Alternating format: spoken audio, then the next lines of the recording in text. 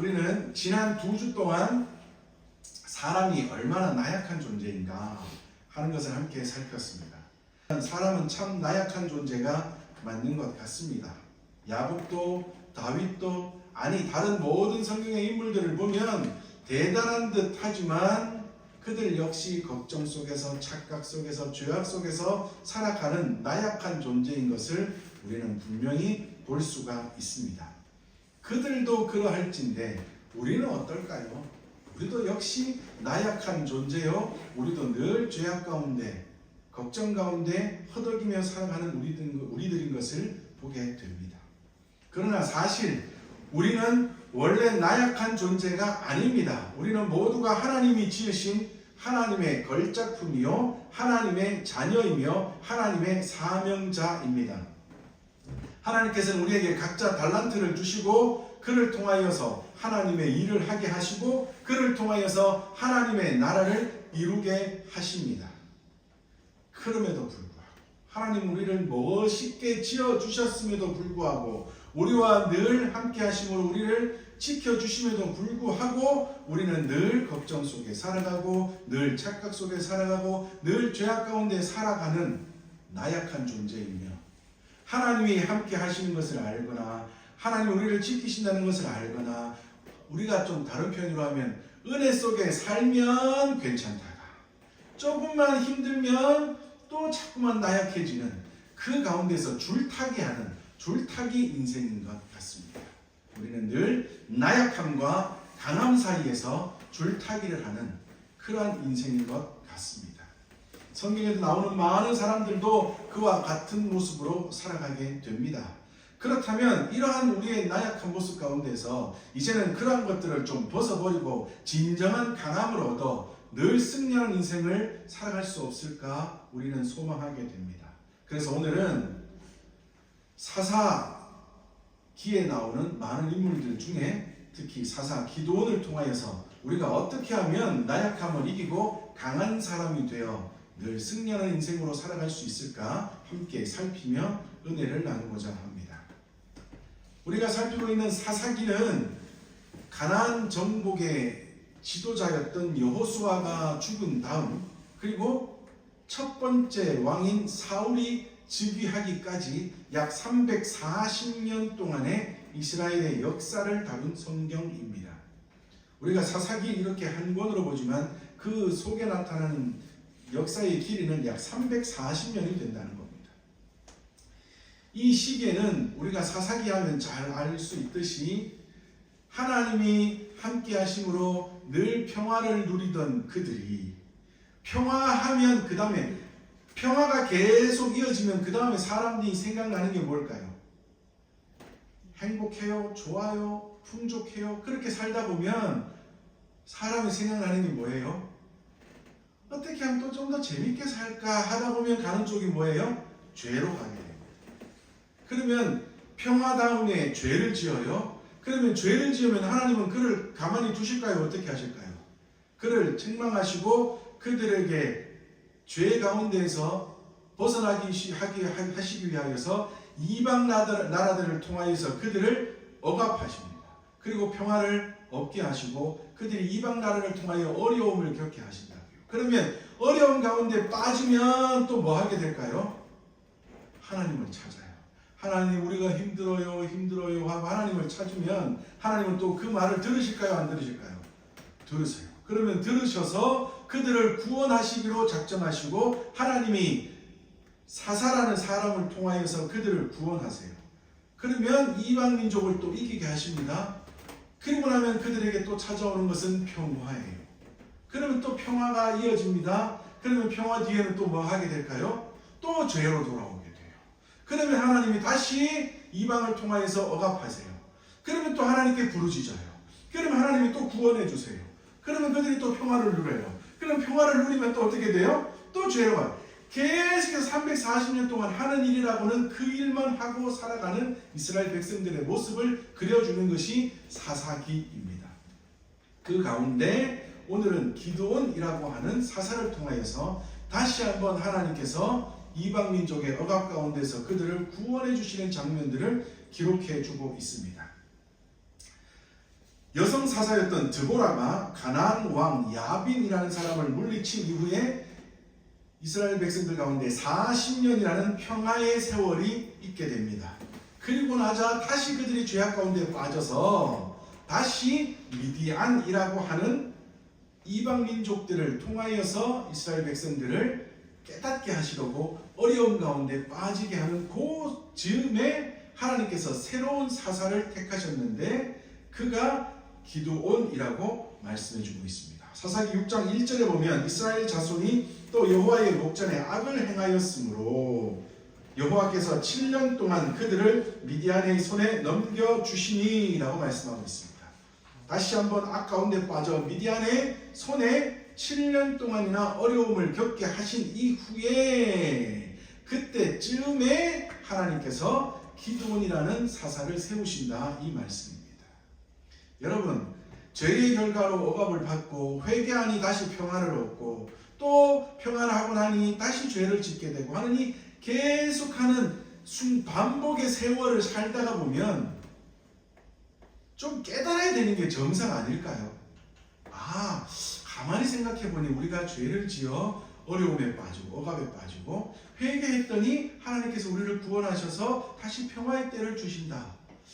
우리의 조상들이 자꾸만 이것을 반복해왔던 모습을 보니 어떻게 하면 우리가 여기서 벗어날 수 있을까 하는 원인을 찾아 벗어나면 될 터인데 그것은 하지 않고 그들은 계속하여 이 반복 속에서 살아가다가 억압의 때가 다가오기만 하면 벌벌벌 떨고 이 시간이 언제 지날까 하는 것을 기다리는 것밖에 할 수밖에 없는 그러한 모습 가운데 그들이 계속 살아가고 있었다는 겁니다.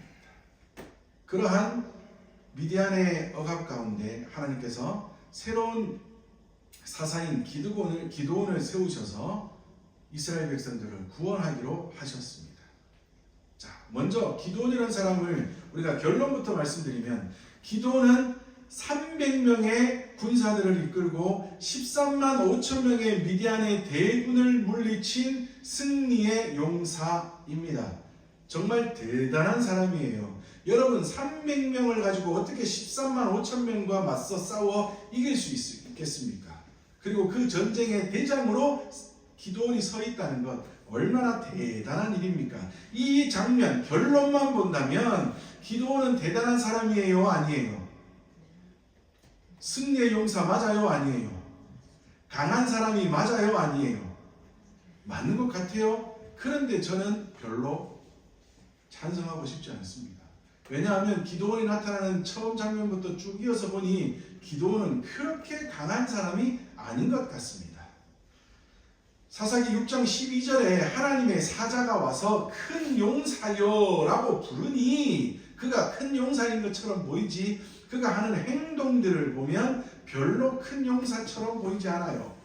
왜 그런가 하면요, 사사기 6장 11절에 이렇게 되어 있습니다. 여호와의 사자가 아비에셀 사람 요아스에게 속한 오브라에 이르러 상수리 나무 아래 앉으니라. 마침 요아스의 아들 기드온이 미디안 사람에게 알리지 아니하려 하여 밀을 포도주 틀에 타작하더니 라고 말씀하고 있습니다. 이 장면을 보면요, 별로 기드온은 큰 용사가 아닌 것처럼 보여요. 밀을 어디에서 타작한다고요? 포도주 틀에서 타작한답니다. 이 중동지방에는 포도주를 짜서 그것을 숙성시켜 그러니까 포도주를 만들어 마시는 풍습이 있지 않습니까? 그래서 이 포도가 많이 나므로 포도주를 짜는 틀이요 굉장히 크답니다. 사진을 보여주세요. 포도주 틀이요 이런 모양도 있고요. 다음 것도 보여주세요. 이런 모양으로 올라가서 밟기도 하고요. 또 다음 모양이요.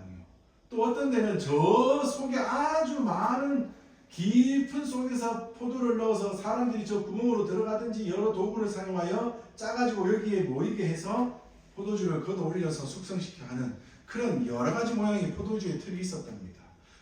기드온이 어떤 모양의 포도주 틀 속에 들어 있었는지는 모르겠지만 여하튼 당시의 포도주 틀은 저것처럼 아주 크고 깊은 포도주 틀이랍니다.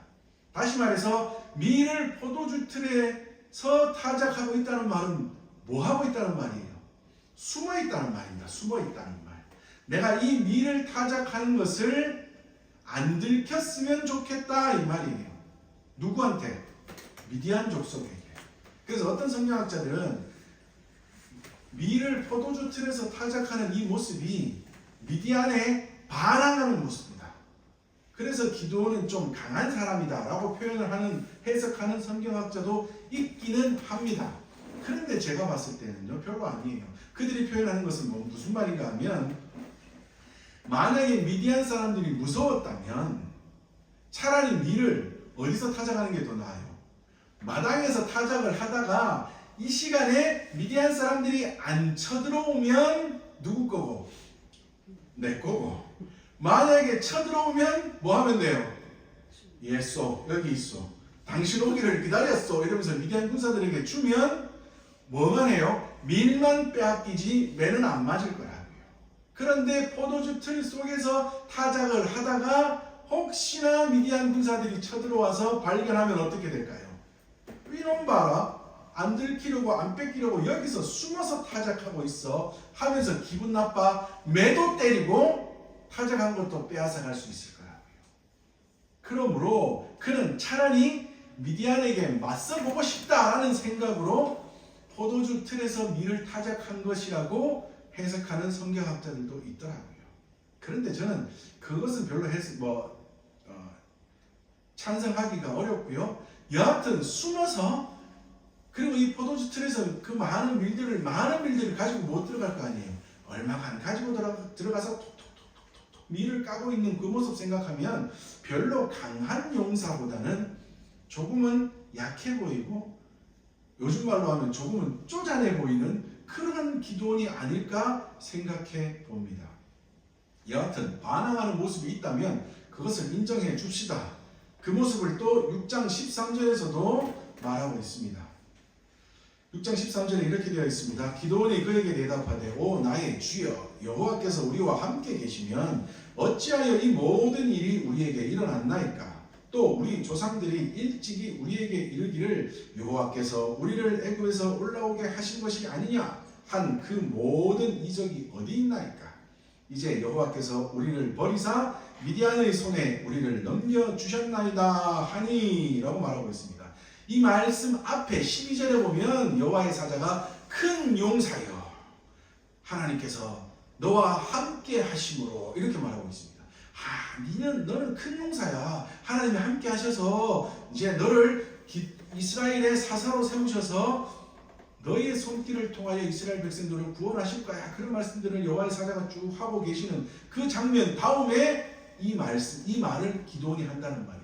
다시 말해서 여호와의 사자는 야, 너 큰 용사야. 야, 너 대단한 사람이야. 이스라엘을 너는 구원해야 돼. 라고 막 용기를 주고 있는데 그때 뭐라고 한다고요? 뭐라고요? 하나님 우리와 함께 하신다고요? 뻥치고 있네. 하나님이 함께 하신다면 우리가 이렇게 오랜 세월 동안 미디안의 손에 어려움을 당할 일이 있겠습니까? 다시 말하면 뭐예요? 하나님이 함께 하시지 않으니 우리가 어려움 당하지 않습니까? 그리고 우리 조상들이 말하기를 애굽에서 우리를 인도해낼 때 하나님이 함께 하심으로 많은 기적들을 베풀어 주셨다는데 그런 기적들 다 뻥이지요. 어디 있어요 그런 게? 지금 우리 형편 보면 미디안의 손에 7년 동안이나 억압을 당하고 있는 우리의 모습을 보면 하나님이 함께 하신다는 것, 우리의 조상들에게 함께 하셔서 애굽에서부터 나오게 하셨다는 것 다 뻥인 것 같습니다 하면서 여호와의 사자에게 기드온이 뭐하고 있다고요? 대들고 있다고요. 이러한 모습들을 보면 성경학자들이 기드온이 좀 강한 사람 아닌가? 대들 수 있는 반항심이 있는 게 아닌가? 라고 해석하기도 하는데 저는 별로 멋있어 보이지가 않아요. 왠지 점점 더 기드온의 모습이 쪼그라들고 있는 것처럼 보여집니다. 거기다가 또한 하나님의 명령을 따라 바알과 아세라 신의 제단을 헐어야 될 상황 앞에 그가 이런 모습을 보입니다. 사사기 6장 27절입니다. 이에 기드온이 종 10사람을 데리고 여호와께서 그에게 말씀하신 대로 행하되 그의 아버지의 가문과 그 성읍 사람들을 두려워하므로 이 일을 감히 낮에 행하지 못하고 밤에 행하니라 라고 말씀합니다. 무슨 말인가 하면 바알과 아세라상을 무너뜨리라. 그리고 거기에서 하나님께 예배를 드리라 라고 명령하셨어요. 그런데 그 일을 기도는 감히 낮에 행하지 못하고 언제 한다고요? 밤에 했답니다.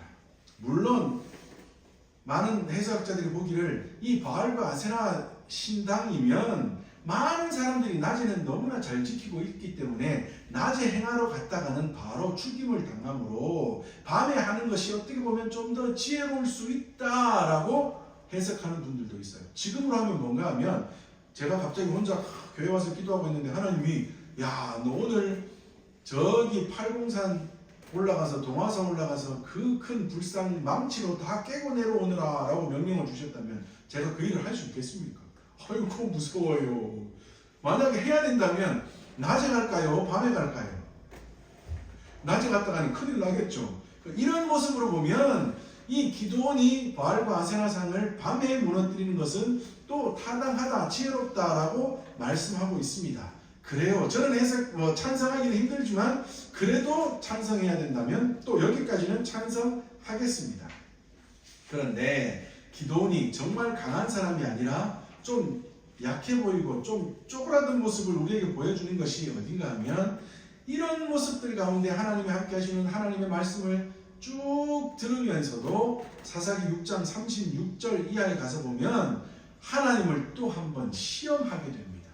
이 정도 됐으면 바알과 아세라의 상을 무너뜨리게 하시고 또한 그것 때문에 들켰다가 많은 사람들의 손에서 또 어려움을 겪으려 하다가 벗어나게 되는 이 모든 순간들을 겪고 또 하나님이 주시는 말씀을 듣고 여러 가지 상황들을 겪었다면 예 하나님 이제는 그 다음 뭐 하면 됩니까? 라고 좀 달려나가는 모습을 보여야 할진데 6장 36절부터 보면 양털 뭉치를 가지고 하나님을 또 시험합니다.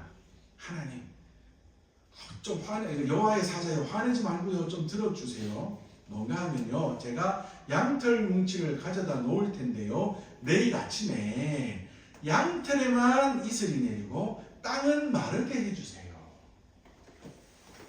다음날 아침이 되었더니 땅은 다 말라 있어요. 근데 양털 뭉치를 짰더니 어떻게 돼요? 물이 주르르 흐릅니다.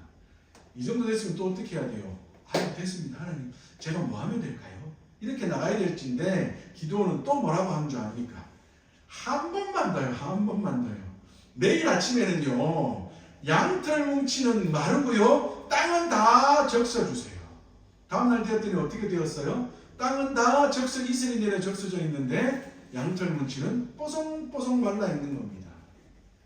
이렇게 하나님의 말씀을 믿지 못하고 계속하여 반항하고 계속하여 시험하고 이렇게 밀을 포도주 틀에서 타작하는 이런 모습들을 볼 때 기드온은 좀 멋있어 보입니까? 좀 찌질해 보입니까?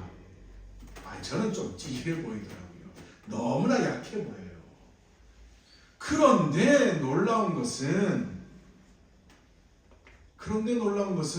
그는 분명히 큰 용사랍니다. 그리고 그는 사실적으로 결론적으로 300명의 군사를 이끌고 대군을 물리친 위대한 사람입니다. 아니 우리가 그냥 성경의 몇 군데를 살펴보았을 때는 너무나 약해 보이는 그리고 그 스스로도 말하기를 뭐라 그래요?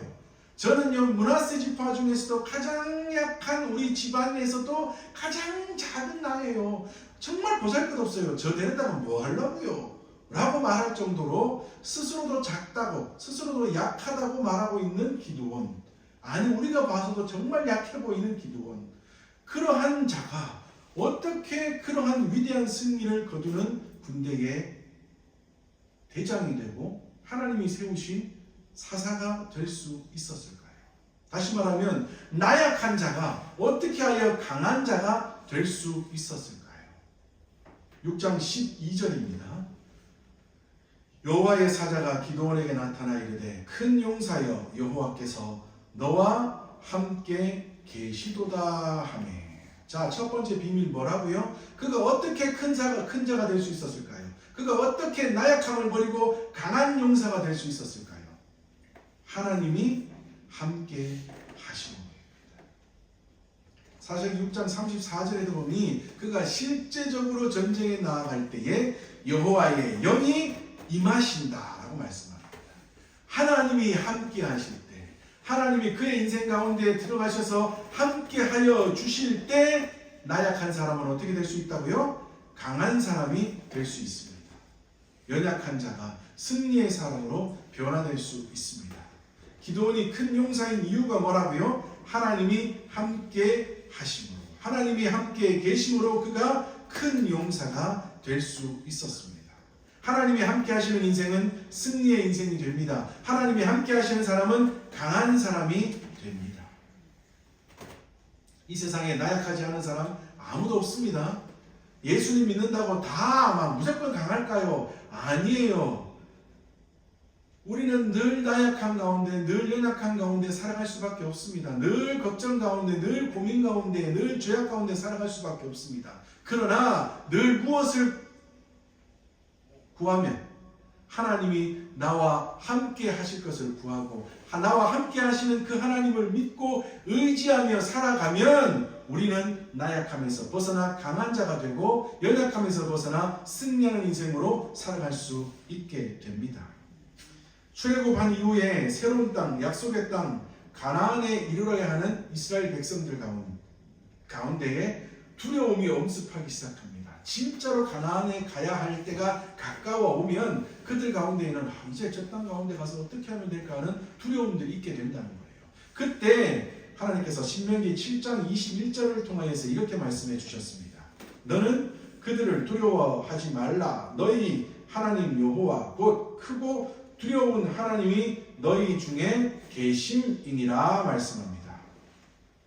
두려움 가운데 있던 모세에게, 두려움 가운데 있던 이스라엘 백성들에게 너는 두려워하지 말라. 너희 하나님 여호와 곧 크고 두려운 하나님이 어떻게 한다고요? 너희 중에 계심이라 말씀하고 있습니다. 내가 너희와 함께 하는데 너희들은 왜 걱정하느냐? 왜 염려하느냐? 왜 나약해 있느냐?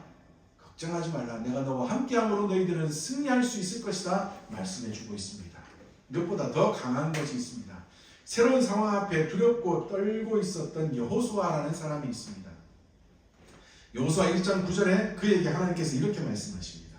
내가 내게 명령한 것이 아니냐? 강하고 담대하라. 두려워하지 말며 놀라지 말라. 내가 어디로 가든지 내 하나님 여호와가 너와 함께 하느니라 하시니라 말씀합니다. 이 상황은 어떤 상황인가 하면 여호수아는 이스라엘 백성들을 이끌고 출애굽하여 가나안으로 갈 때 그는 단지 모세의 시종, 모세의 그러니까 밑에 부사였을 뿐이에요. 그러니까 모세를 따르는 사람이었다. 저도 찬성하고 많은 성경학자들이 말하기를 여호수아의 성격은요 굉장히 내성적인 강한 사람이라고 보고 있습니다. 전쟁은 잘하는데, 싸움은 잘하는데 성격은 굉장히 내성적이에요. 그래서 모세만 졸졸졸졸 따라다녔다는 거예요.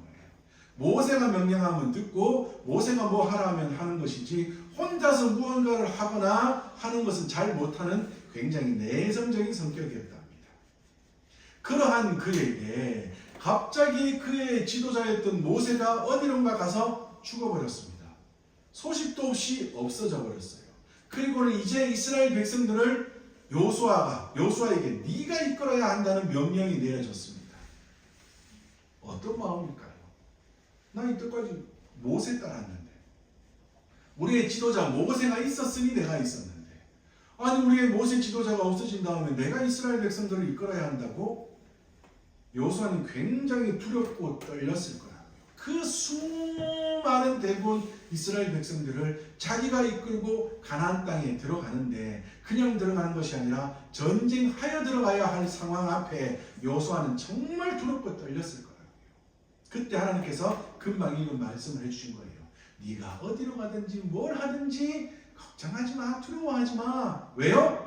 내가 너와 함께 하기 때문이야. 네가 무엇을 하든 네가 어디를 가든 내가 너와 함께하고 내가 너를 꼭 붙들어. 이제는 모세가 아니라 나 여호와가 너의 직접적인 지도자가 되어줄게. 내가 너와 함께 해줄게. 그러니 걱정하지 말고 무엇이든지 해봐 하면서 하나님이 등을 툭툭 두드려 주시는 모습이라고요. 그랬더니 여호수아가 어떻게 되었어요? 진짜로 이스라엘 백성들을 이끌고 가나안 땅에 들어가 승리하게 되는 놀라운 그 은혜를 누리게 되지 않습니까? 어떤 사람이 강한 사람이 될 수 있다고요? 하나님이 함께 하시는 사람입니다. 그런데 또 더 중요한 게 있어요. 하나님이 함께 하시겠다고 하시는 그 말씀, 하나님의 명령을 뭐 해야지 그 하나님이 진짜 내 하나님이 될 수 있을까요? 잘 들어야지요. 다시 말하면 청종, 다시 말하면 순종해야 된다는 거예요. 그것을 오늘 기도원이 또한 잘 했다고요. 자, 이제 기도원에게 하나님께서 군사들을 모으랍니다. 모았더니 몇 명이에요? 32,000명이 처음에 모였습니다. 13만 5천 대군이 오는데 숫자는 다 세어보지 않았지만 성경이 말하기를 그렇대요. 13만 5천의 대군이 오는데 우리 군사를 모았더니 몇 명이에요? 3만 2천 명이에요. 그런데 하나님께서 말씀하시기를 뭐라 그래요? 많다. 나중에 혹시나 이 인원 데리고 가서 이겼다가 야 우리가 잘 싸워서 이겼다 할까 염려되니 많다 줄여라. 집에 가고 싶은 사람 돌려보내라 라고 1차로 돌려보내게 되는데 몇 명이 간 줄 아십니까? 2만 2천 명이 돌아가요. 그리고 몇 명이 남았어요? 10,000명이 남았습니다. 10,000명이. 10,000명 가지고 싸워야 돼? 걱정이에요. 그런데 하나님이 2차로 더 줄이시랍니다. 시냇가에 내려가서 물을 마시우게 하되 물을 마실 때 주의를 경계하며 마시는 군사들은 남기고 벌컥벌컥 마시는 군사들은 돌려보내라 했더니 벌컥벌컥 마신 사람이 몇 명이요? 9,700명. 조심하여 주의를 경계하며 마신 사람이 몇 명이요? 300명. 자, 이제 남은 숫자가 몇 명이에요? 300명. 300명을 가지고 싸우랍니다. 저 같으면 안 싸울 것 같아요. 싫어요. 더 모아주세요. 300명 가지고 저 많은 대군 어떻게 싸워요? 라고 하나님 앞에 한 번 더 대들었을 것 같아요. 그런데 기도원은 그러지 않고 잠잠히 하나님의 말씀을 듣습니다. 300명을 가지고 13만 5천 대군과 맞서 싸우려 합니다. 그리고 이번에는 하나님께서 전쟁의 방법을 말씀해 주시는데 야, 몇 명은 여기 가서 칼을 들고 몇 명은 저기 가서 활을 쏘고 이게 아니고 어떻게 하라고요? 빈 항아리와 나팔과 횃불을 준비하여 세 대로 나누어 다시 말하면 100명을 나누어서 기도원이 있는 100명이 먼저 가서 나팔수들과 함께 가서 나팔을 불면 그때 너희들도 다 같이 나팔을 불면서 여호와를 위하라 기도원을 위하라 하면서 소리치면서 항아리를 뭐하라고요? 깨랍니다. 아니 무슨 전쟁이 횃불 흔들고 나팔 불고 소리 지르고 항아리 깨고 이게 무슨 전쟁이냐고요. 무슨 깨진 항아리 들고 가서 찌르는 것도 아니고 그냥 항아리 깨고 횃불 흔들고 소리 지르랍니다. 그 말을 들은 기도는 어땠을까요? 이게 뭐예요? 하나님 장난해요? 아니 이것 가지고 무슨 전쟁을 하냐고요? 라고 대들 수 있을진데 기도는 그러지 아니하고 이 말을 300명의 군사들에게 다 전하고 정말로 세 대로 나누어서 그 일들을 진행하여 나팔을 불고 소리를 지르며 횃불을 흔들고 항아리를 깨기 시작했더니 어떤 일이 벌어집니까? 미드한 군대들이 전애들끼리 싸워요. 전애들끼리 싸우며 칼질을 하고 난리를 피워서 많은 자들이 죽고 나머지는 뒤쫓아 그들을 몰살시키는 위대한 승리를 거두게 됩니다. 기도원이 뭐 했더니요? 하나님의 말씀을 들었다. 사무엘상 17장 47절에 이런 말씀이 있습니다. 또 여호와의 구원하심이 칼과 창에 있지 아니함을 이 무리에게 알게 하리라. 전쟁은 여호와께 속한 것인즉 그가 너희를 우리 손에 넘기시리라 말씀합니다. 나중에 세월이 흘러 사무엘의 시대에 있어야 될 주셨던 하나님의 이 말씀을 기도원은 미리 알고 있었나 봐요. 전쟁은 우리에게 속한 것이 아니라 여호와께 속한 것이니 300명이 아니라 30명이라고 할지라도 하나님이 말씀하시는 대로 청종하고 순종하면 우리는 승리할 것이라는 것을 누구는요? 기도원은 알고 지켰더니 그가 위대한 승리의 지도자가 될 수 있었다. 정말 하나님의 말씀을 지키고 청종하고 순종했더니 나약함에서 벗어나 강한 자가 되어 승리하는 인생을 살아갈 수 있었답니다. 우리도 나약합니다. 우리도 연약합니다.